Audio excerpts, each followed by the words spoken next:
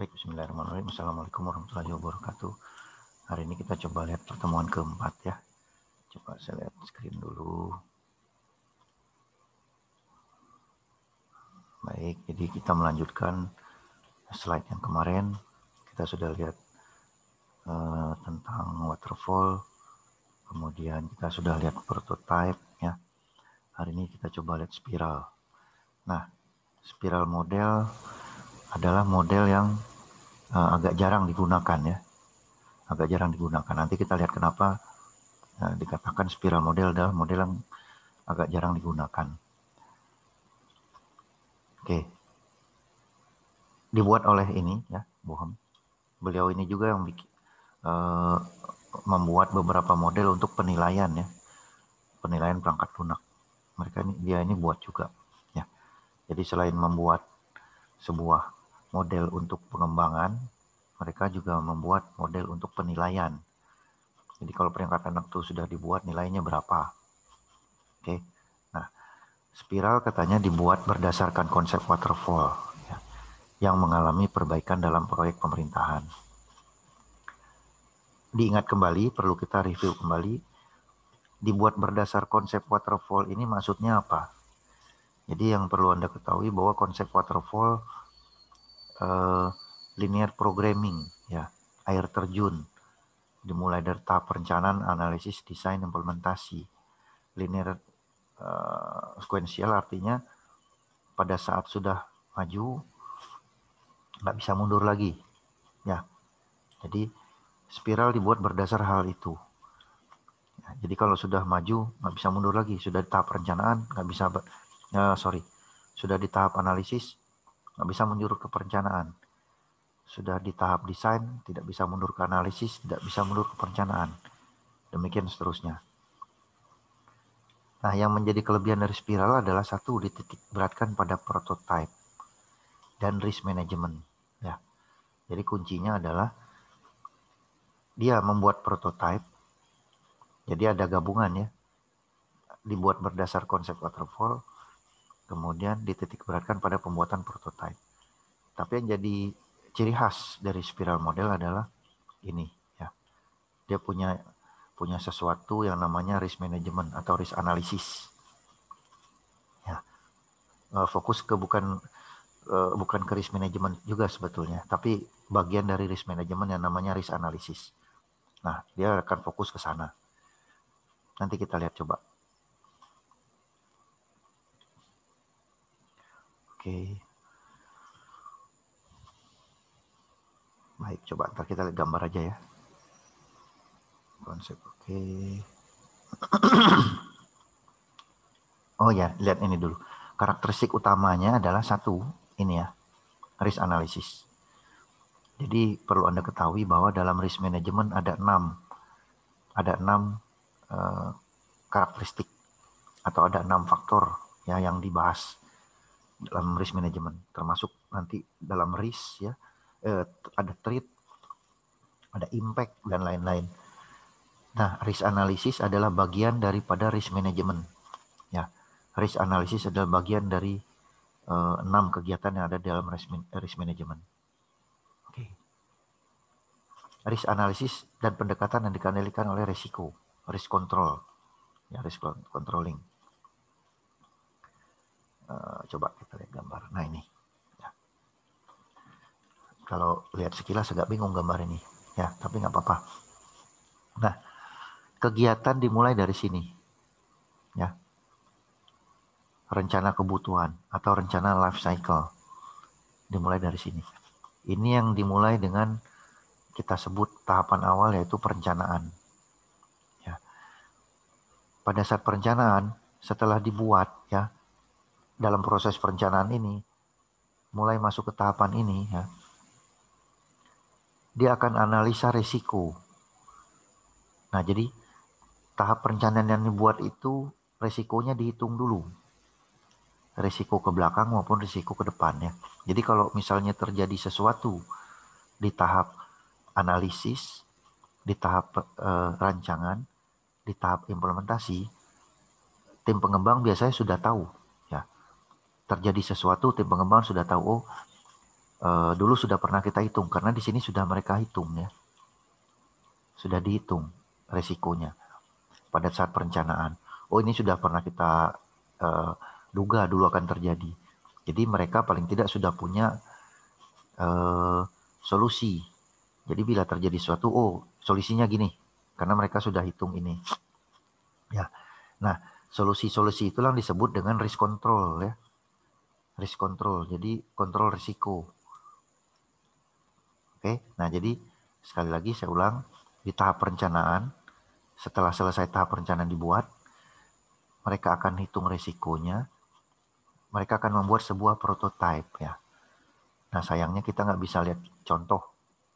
Sebetulnya saya punya beberapa file contoh, cuma kalau saya presentasikan di sini agak panjang, ya nggak mungkin.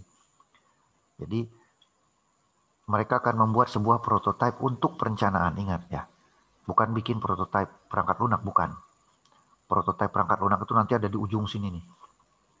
Ya, tapi ini adalah prototype untuk perencanaan. Oke, nah setelah mereka membuat prototype perencanaan, selesai tahap perencanaan. Ya, jadi ada 4 tahapan: perencanaan, analisis, desain, implementasi. Tahap perencanaan selesai di sini. Mereka mulai masuk siklus kedua, konsep operasi namanya, dan lain-lain ya. Atau yang disebut dengan yang kita kenal dengan analisis.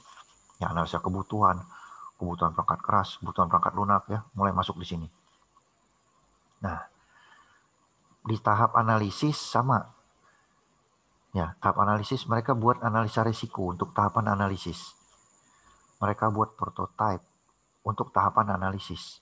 Kalau di sini mereka buat prototype untuk tahapan perencanaan, di sini mereka buat prototype untuk tahapan analisis. Nah, sekali lagi saya juga sayangnya nggak bisa menampilkan bentuk ya. Jadi Anda agak kesulitan. Mungkin Anda bisa cari di internet lah, cari di Google. Bagaimana bentuk sebuah prototype untuk tahapan analisis ya. Oke, selesai tahapan analisis. Ya, bisa mundur nggak Pak ke perencanaan? Nggak bisa mundur lagi karena Anda sudah tahap analisis. Ya, itu yang disebut dengan konsep waterfall yang diambil. Oke, nah ini, sorry. Kebutuhan perangkat lunak, validasi, rencana pengembangan ke depannya, mulai masuk tahap desain di sini. Oke, rancangan produk perangkat lunak, rancangan validasi, rencana implementasi segala macam. Di tahap desain sama ya. Jadi mereka akan buat analisa risiko untuk tahapan desain saja. Mereka akan buat analisa risiko untuk tahapan mereka akan buat prototype untuk tahapan desain. Jadi seandainya nanti ini selesai, ini tahap implementasi ya sama ya. Di tahap implementasi ini sudah coding nih, sudah pengujian, tes penerimaan atau user acceptance test di sini ya, dan lain-lain. Bila terjadi sesuatu ya, mereka sudah sangat paham cara menyelesaikannya. Karena apa, pada tahapan ini mereka sudah punya 3 prototype, sudah punya 3 analisis, bahkan 4 analisis risiko. Ya. Mereka sudah punya risk control, sudah punya kontrol risiko. Seandainya terjadi sesuatu di tahapan ini, mereka sudah tahu harus apa. Dan biasanya pada umumnya pada model ini jarang sekali terjadi masalah yang berarti di tahapan ini. Karena semua sudah mereka hitung. Oke. Baik, nah itulah yang disebut dengan spiral. Kenapa jarang digunakan untuk skripsi? Tidak mungkin, harganya sangat mahal ya. Skripsi Anda paling hanya menguasai rancangan tertentu, kemudian coding. Anda nggak pernah menguasai analisa risiko ya. Anda tidak pernah menguasai namanya prototype ini. Prototype tiap tahapan, jadi agak susah diimplementasikan. Di dalam proyek perangkat lunak pun jarang sekali digunakan prototype, kecuali untuk proyek-proyek yang sifatnya membahayakan nyawa ya. Proyek-proyek di atas harga-harga 1 atau 2 miliar. Biasanya sudah mulai menggunakan ini. Mulai menggunakan prototype ya. Kemudian proyek misalnya ada proyek pembangunan peringatan tsunami atau tsunami buoy ya. Nah itu biasanya menggunakan spiral ya. Karena apa?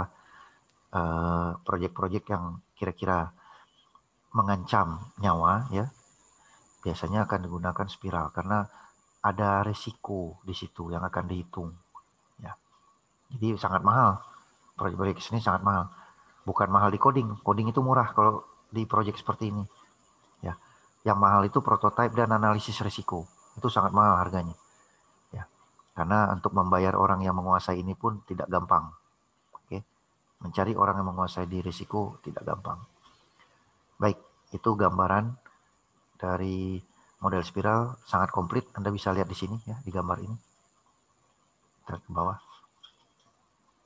Oke, ini penjelasan ya. Penjelasan bahwa prototipe itu yang ada di gambar tadi seperti apa.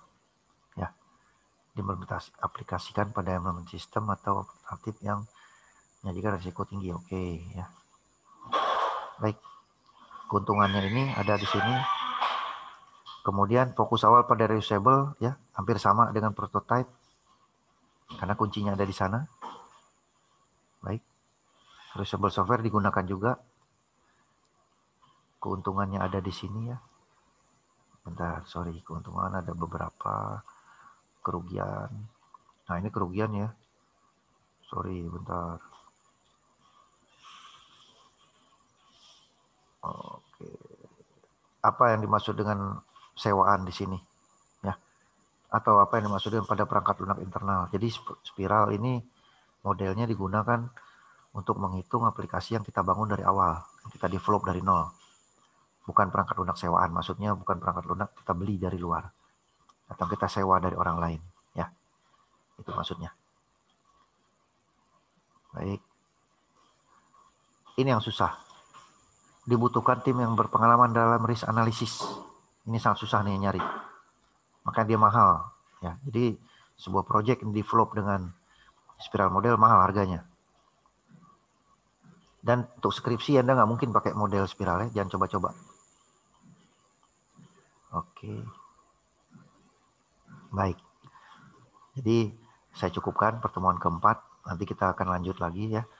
Ini masih ada sebetulnya beberapa model di bawah. Seperti iteratif ya. Iteratif merupakan pengembangan dari spiral.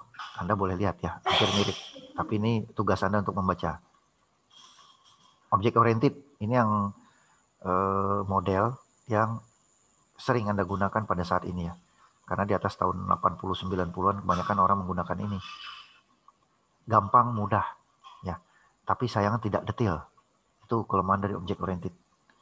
Ya, tidak detail. Kita tidak bisa melihat sesuatu yang rumit di situ. Ya, karena object oriented adalah model yang dibuat untuk memudahkan melihat sesuatu secara general, umum. Ya, ada extreme programming di sini. Tapi kita nggak akan fokus ke sini. Anda silakan lihat sampai pada spiral. Cukup ya. Kalau mau tambah boleh di iteratif. Baik, saya rasa cukup. Ini saya stop dulu. Terima kasih untuk pertemuan keempat. Sampai ketemu di pertemuan kelima. Assalamualaikum warahmatullahi wabarakatuh.